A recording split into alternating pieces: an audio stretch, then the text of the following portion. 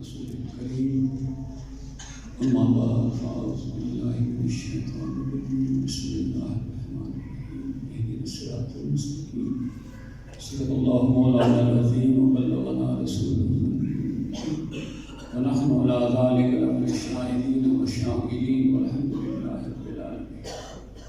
حضرات علماء کرام، حاضرین محترم، آپ نے قرآن کریم کے متعلق بہت کچھ سنا. اللہ کریم ہمیں عمل کی توفیق. ایک بات عرض کر کے حضور کا ارشاد بیان کروں گا اور انشاءاللہ دعا ہوگی. جب اشتراکیت سوشلزم کا زور تھا روس میں تو وہاں مسجد کو گرا دیا گیا، مدارس بند کر دیے گئے، قرآن کریم گھروں میں رکھنا جرم ہو گیا. اگر کسی کے گھر میں قرآن ہوتا تو اسے پھانسی دے دیا جاتا. جس وقت یہ اسٹیل مل پاکستان میں دور میں آئی نا، اس وقت یہاں سے کچھ لوگ سیکھنے کے لیے، اسے چلانے کے لیے وہاں گئے. تو ایک شخص نے کہا کہ میں ایک دن جمعے کے لیے مسجد میں گیا، تالا لگا ہوا ہے، کوئی اذان وغیرہ نہیں، کیونکہ میں حقوقی طور پر گیا ہوا تھا، اس لیے میرے لیے انہوں نے مسجد کا دروازہ کھولا. میں اندر گیا، اذان کی نماز پڑھی. جب میں نے اذان کی تو چھوٹے چھوٹے بچے جو ہیں نا محلے کے وہاں کے وہ مسجد میں آ گئے. جب میں باہر نکلا تو کچھ بچوں نے کہا آپ ہمارے گھر ہیں. ان بچوں کی وجہ سے میں ان کے گھر چلا گیا. وہ مسلمان تو گھر تھا. جب میں اندر گیا انہوں نے دروازہ بند کر دیا. تو وہ کہنے لگے کہ ہمیں تو یہاں قرآن کریم پڑھنے کی کوئی اجازت نہیں ہے. میرے پاس چھوٹا سا قرآن کریم چھوٹی سائز کا تھا، لیکن یہ ہمارے بچے قرآن پاک جانتے ہیں. تو میں نے ان بچوں کے سامنے قرآن کریم رکھا تو وہ قرآن کریم دیکھ کر نہ پڑھ سکے. زبانی پڑھ رہے تھے لیکن وہاں تلفظ نہیں کر سکتے تھے. میں نے کہا تم بچوں کو پھر تم نے قرآن کریم کس طرح پڑھایا؟ تو وہ کہنے لگے کیونکہ ویسے تو پابندی تھی، ہمارے جو حفاظ کرام تھے انہوں نے درزیوں والا پیش اختیار کیا. وہ کپڑے سیتے تھے اور ہمارے بچے ان کے پاس بیٹھ کر قرآن کریم بہانا یہ ہوتا تھا کہ بھئی کیا ہے کہ کپڑے سیکھنے کے لیے جا رہے ہیں لیکن قرآن کریم یاد کرنے کے لیے جاتے ہیں. اس طرح کوئی شخص ہمارے فرماتے کہ ہم نے خود اسے نازل فرمایا ہے اور ہم خود اس کی حفاظت کریں گے. سوشلزم برباد ہو گیا جو کچھ بھی ہوا، لیکن اللہ کی یہ کتاب، یہ نغمہ فصل گل لالا کا نہیں پابند، بہار ہو کہ لا الہ الا اللہ. یہ تو اللہ کا کرم ہے کہ اللہ کریم نے آپ کو یہ نعمت بخشی ہے. آیا نہیں جاتا بلکہ اللہ خود لے آتا ہے. یہ جو آپ آئے ہیں نا، یہ اللہ کریم کی رحمت نے آپ کو، رحمت نے یہاں بلایا ہے اور آپ تشریف لائے ہیں. اور اللہ کے فرشتے ہیں جو آسمانوں تک انہوں نے ایک احاطہ بنایا ہوا ہے اور جنہوں نے گھیرا ہوا ہے. تو یہ اللہ کا کرم ہے. ضرور جس طرح حضرات نے فرمایا ہے قاری صاحب کا ساتھ دیں اور اللہ کی اس کتاب کی حفاظت کے لیے، بچوں کے ذوق کے لیے، کیونکہ اب مدارس میں بچوں کو بھیجنا آپ کے لیے مشکل ہے. یہاں تو آپ کا گھر ہے، سو مائیں بھی آ کر یہاں بچوں کو چھوڑ سکتی ہیں، یہاں پڑھ کر اسکول بھی جا سکتے ہیں. میں نے حضور کا ایک ارشاد پاک نبی مکرم صلی اللہ علیہ وسلم کا جو میرے لیے بھی بڑا ضروری ہے، آپ کے لیے بھی بڑا ضروری ہے، اسے یاد رکھیں، زندگی میں اس کو اپنانے کی کوشش کریں. ایک دن سرکار دو عالم صلی اللہ علیہ وسلم صحابہ کرام بیٹھے ہوئے ہیں. فرمایا میرے صحابہ حیا کیا کرو. حضور نے کیا فرمایا؟ حیا کیا کرو. اس طرح ہمیں کوئی کہے تو ہم کہیں گے کہ ہم حیا کرتے ہیں. صحابہ نے بھی یہی جواب دیا، یا رسول اللہ ہم حیا کرتے ہیں اور اس پر ہم اللہ کا شکر ادا کرتے ہیں. یہ صحابہ کا جواب تھا کہ ہم حیا کرتے ہیں اور اس پر اللہ کا شکر ادا کرتے ہیں. حضور نے فرمایا یہ حیا نہیں ہے. صحابہ حیران ہو گئے کہ کیا حیا؟ حضور صلی اللہ علیہ وسلم نے فرمایا حیا یہ ہے کہ اس سر کی حفاظت کرو اور سر کی ساتھ ساتھ جو چیزیں ملی ہوئی ہیں ان کی حفاظت کرو. حیا یہ ہے کہ سر کی حفاظت کرو. سر کی حفاظت یہ ہے سب سے بڑی بیماری جو تکبر کی ہے. سر میں تکبر نہ آئے کہ میرا سر بلند ہوگا. دوسرا، جب سجدہ اللہ کی بارگاہ میں کرے تو اس میں ریا نہ ہو. یہ سر کی حفاظت ہے کہ ریا نہ ہو، دکھلاوا نہ ہو. اور سرکار دو عالم صلی اللہ علیہ وسلم نے فرمایا کہ مجھے اب یہ کوئی خطرہ نہیں ہے کہ میری امت بتوں کو پوجے گی، سورج کو پوجے گی. پہلے حضور نے فرمایا تھا نا کہ قبروں کے پر نہ جایا کرو. اس وقت لوگ نئے تھے، انہیں پتہ نہیں تھا بت میں اور قبر میں، تو حضور نے منع فرمایا تھا. لیکن جب صحیح توحید واضح ہو گئی، حضور نے فرمایا کنتم نہیتکم عن زیارت القبور فزوروها فإنها تذکر الآخرہ. اب بے شک قبروں کی زیارت کیا کرو، کوئی منع نہیں ہے، کیونکہ یہ آخرت کی یاد دلاتی ہے. قبر جو ہے وہ کیا ہے؟ آخرت کی یاد دلاتی ہے. تو سر کی دوسری حفاظت یہ ہے کہ جو اللہ کی بارگاہ میں سجدہ کریں ریا نہ ہو، دکھلاوا نہ ہو. ریا شرک اصغر ہے، ریا شرک اصغر ہے. انسان سر تو اللہ کی بارگاہ میں جھکانے کے لیے، اور لوگ کہیں گے بھائی یہ بڑا نماز ہے، بڑا متقی. ایک بات. دوسری آنکھوں کی حفاظت. نگاہ پاک تو پاک ہے دل، کیونکہ حق نے کیا ہے اس کے دل کا رفیق. جب تک نگاہ پاک نہیں ہوگی دل پاک نہیں ہو سکتا، اور جب تک دل پاک نہیں ہوگا اللہ کی تجلیات اور انوار کے نزول کی وہ جگہ نہیں بن سکتی. تو میرے کریم آقا نے فرمایا کہ اپنی آنکھوں کی بھی حفاظت کرو. جس طرح آپ فرما رہے تھے ہمارے پیر و مرشد تو ہمیں اس طرح پڑھا کرتے تھے، اس طرح تربیت فرماتے جس طرح اپنے بچوں کی. بخش دوں گا اگر لا خطا. یہ آپ فرماتے میرے ابا جان مجھے پیر محمد شاہ صاحب رحمت اللہ علیہ اپنے سامنے پیر محمد گرم شاہ صاحب رحمت اللہ علیہ فرمایا کرتے تھے بخش دوں گا اگر لا خطائی ہوگی، آنکھ لڑائی تو لڑائی ہوگی. تو سب سے پہلی بات جو ہے وہ نگاہوں کو پاک رکھنا، پھر زبان کو پاک رکھنا، پھر کانوں کو پاک رکھنا. حضور نے فرمایا کہ یہ احتیاط کہ سر اور دماغ میں کوئی بری سوچ نہ ہو. آج ہمارے دماغ معمولی وجہ سے حسد سے بھرے ہوئے ہیں، کینی سے بھری ہوئی ہیں. کسی کی خوشحالی، کسی کے اچھے حال میں رہنا ہمیں پسند نہیں. تو اللہ کے محبوب نے فرمایا کہ سر کی حفاظت کرو، اور سر کے ساتھ جو جو چیزیں ملی ہوئی ہیں، آنکھوں کی حفاظت، زبان سب سے. کتنے رشتے میں حضور علیہ السلام نے فرماتے ہیں جب صبح ہوتی ہے نا، صبح سارے اعضاء زبان کے سامنے ہاتھ اس طرح سمجھے ہاتھ جوڑتے ہیں، کہتے ہیں کہ اگر تو صحیح رہی تو ہم سارے صحیح رہیں گے، اور اگر تو بگڑی تو بگڑ گئے. اب یہ زبان اس کی بھی حفاظت کریں. ہم چند بندے بیٹھتے ہیں جس سے ہم اہمیت نہیں دیتے، ہم گلا شروع کر دیتے. پانچ بندے سے گزرے گا ہم آگے اس کی پر کبھی یہ نہیں سوچا کہ اس سے ہمارا کتنا نقصان ہے.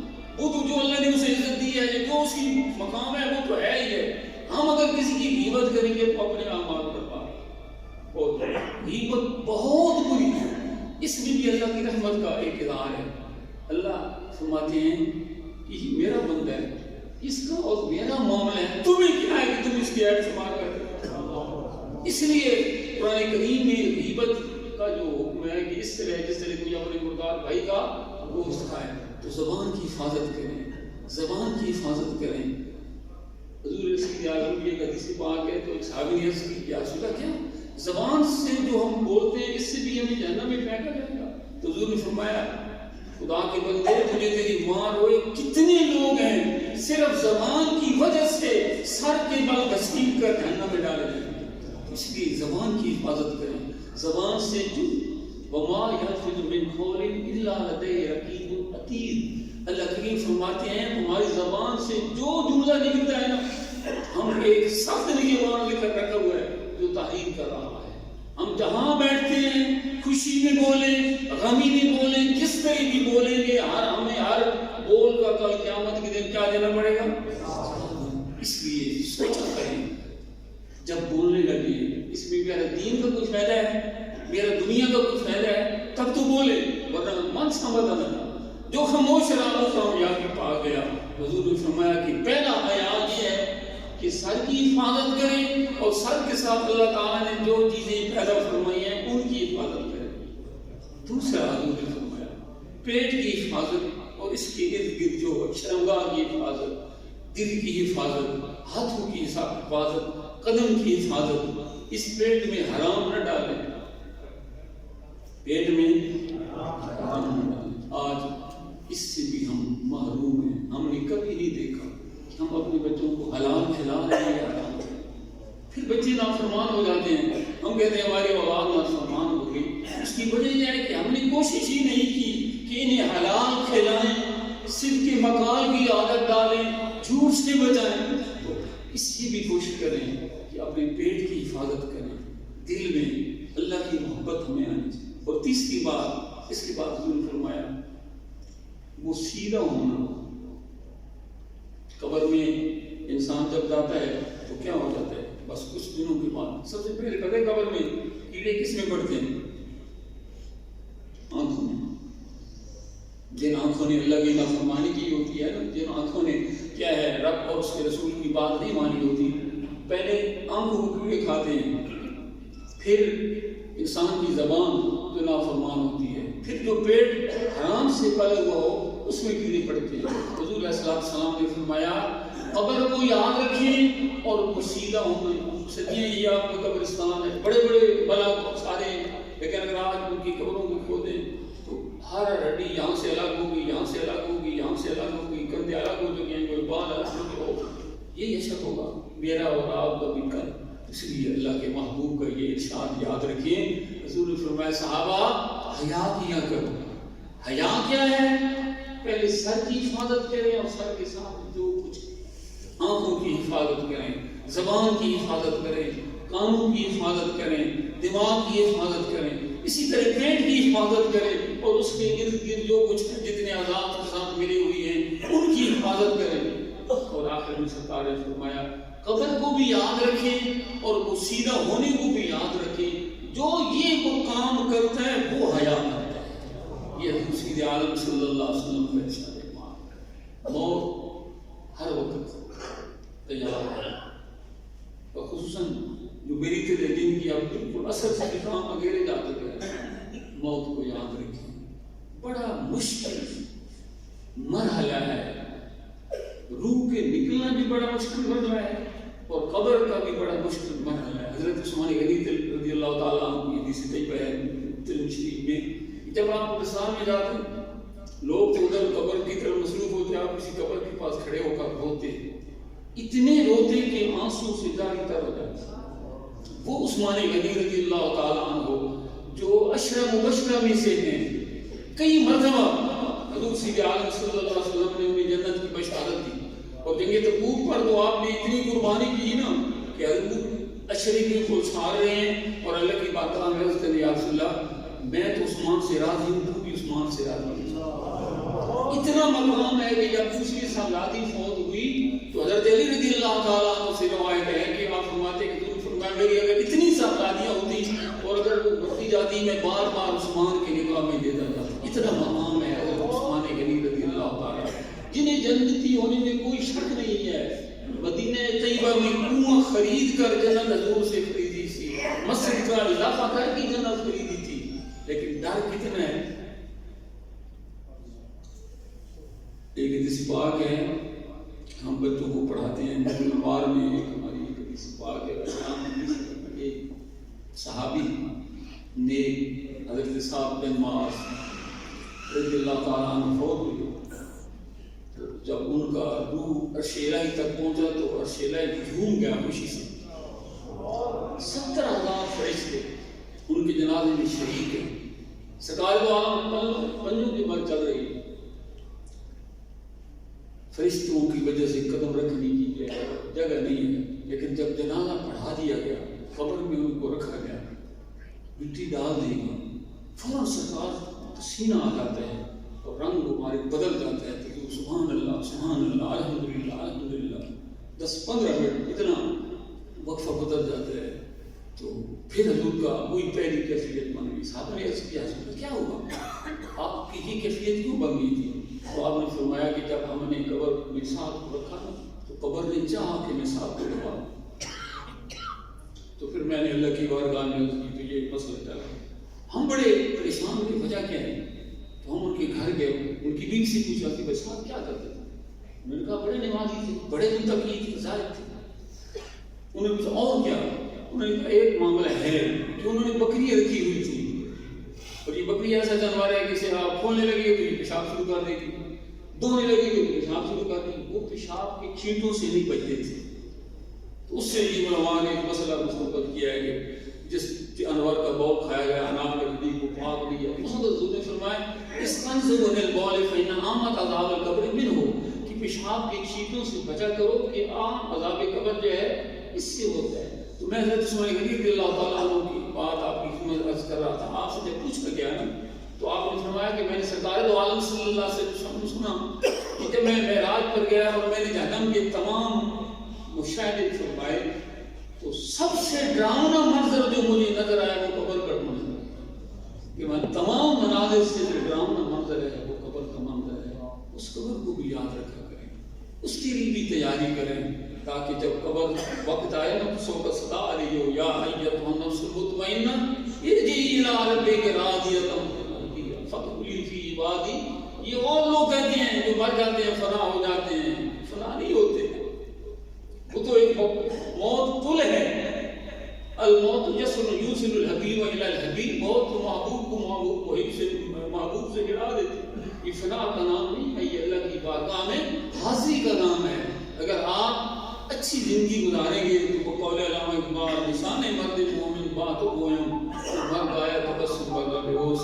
اللہ کریم ہمیں اس ادارے کے ساتھ پورا تعاون کرنے کی توفیق عطا۔ اور قاری صاحب کی خدمت میں یہ عرض کروں گا کہ میں نے عرض کیا ہے نا کہ ریا سے بچت، ریا انسان کے سارے اعمال پر بات کر دیتی ہے، اور یہ انسان کی بس بھی نہیں ہے کہ اللہ سے توفیق مانگنی چاہیے، یا اللہ میں یہ جو قدم اٹھا رہا ہوں صرف تیری خوشنودی کے لیے، تیری رضا کے لیے، اور جب یہ ارادہ بن جائے گا تو انشاءاللہ اللہ تعالیٰ خود مدد فرمائے گا اور ہمیں ترقی نصیب عطا فرمائے گا۔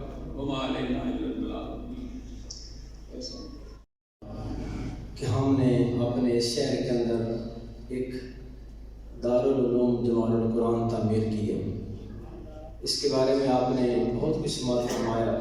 میں اب اور کوئی بات آپ کے سامنے نہیں عرض کرنا چاہتا، بس صرف شکریہ کے لیے آپ کے سامنے کھڑا ہوا ہوں کہ آپ کا بہت شکریہ کہ آپ نے اپنا بہت قیمتی وقت ہمیں عطا کیا۔ اللہ کریم آپ کو دارین کی سعادت نصیب فرمائے۔ میں اپنی طرف سے، اپنے پوری انتظامیہ کی طرف سے، اپنے شہر بلال آباد کی طرف سے، اپنے استاذ المکرم حضرت علامہ مولانا شیخ الحدیث محمد عبد الرزاق صدیقی صاحب مقدس اللہ علی کہ آپ اپنی بہت زیادہ مصروفیات میں سے ہم احکر کو یہاں پہ تشریف لائے اور ہمیں دعاؤں سے نوازا، اور میں قبلہ استاذ المکرم حضرت علامہ مولانا پروفیسر شوکت علی چشتی صاحب آپ کا بھی شکریہ ادا کرتا ہوں کہ جب میں نے آپ سے ٹائم لیا تو آپ نے بڑی مہربانی فرمائی، ہمیں وقت عنایت فرمایا، اور انشاءاللہ یہ جو ہمارا ادارہ ہے انشاءاللہ آپ کی زیر سرپرستی میں انشاءاللہ چلے گا۔ آپ نے ہمارے لیے دعا بھی فرمانی ہے، اور اس کے علاوہ میرے دائیں بائیں سائڈ پہ ہمارے میرے شریف کے بہت سارے علماء و فضلاء تشریف لائے۔ میں سب کا اپنی طرف سے اور اپنی انتظامیہ کی طرف سے شکریہ ادا کرتا ہوں۔ حضرات محترم انشاءاللہ ابھی نماز ہوگی، نماز کے بعد انشاءاللہ ہم نے استاذ مکرم کی سائے میں اوپر دارالعلوم میں جانا ہے، وہاں انشاءاللہ استاذ دعا فرمائیں گے اور انشاءاللہ ہم اپنا یہ کام جاری کریں گے۔ بار دیگر میں آپ کا شکریہ ادا کرتا ہوں، بالخصوص ہمارے بزرگ نوجوان جتنے احباب تشریف لائے، اللہ آپ پر فضل و کرم فرمائے اور دارین کی سعادت نصیب فرمائے۔ وہ شکریہ، ابھی اذان ہوگی۔